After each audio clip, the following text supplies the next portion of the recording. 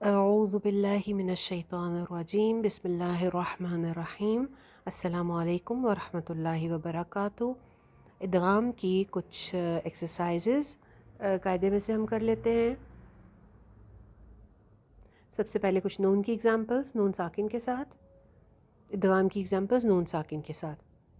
فملم، اب یہ جو آپ کو کالمز نظر آ رہے ہیں، رائٹ سائڈ پہ وائٹ کلر کا کالم ہے جس پہ غنہ بالکل نہیں کرتے، اس کے آگے جو کالم ہے اورنج کلر کا، وہاں پہ غنہ کرنا ہے، لیکن یہ دونوں جو ہیں رائٹ سائڈ پہ کامل ادغام ہے، یعنی کہ اس میں مکمل ادغام ہوتا ہے، نون جو ساکن والا نون ہے اس کی آواز بالکل ختم ہو جاتی ہے۔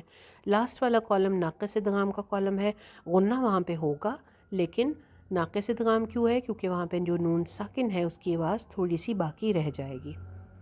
چلیے، فملم فملم، پہلے ہم وائٹ والا کالم پڑھ رہے ہیں۔ ارآہ ارآہ، یکن لہ یکن لہ، فإن رجعک فإن رجعک، أن نطمس عن ملة نكن ندعو ولتكن منكم من وجد أن يضرب من وال إن يريدا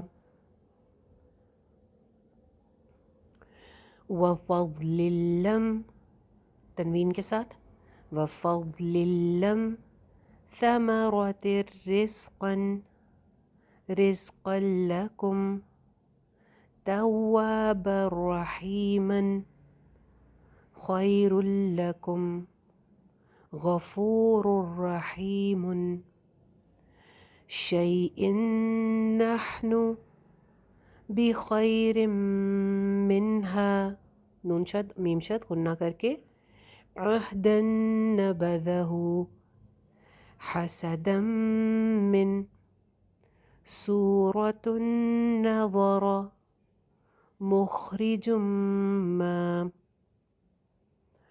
طعام واحد لقوم يوقنون بشيرا ونذيرا نعاسا يغشى رعد وبرق أمة يدعون۔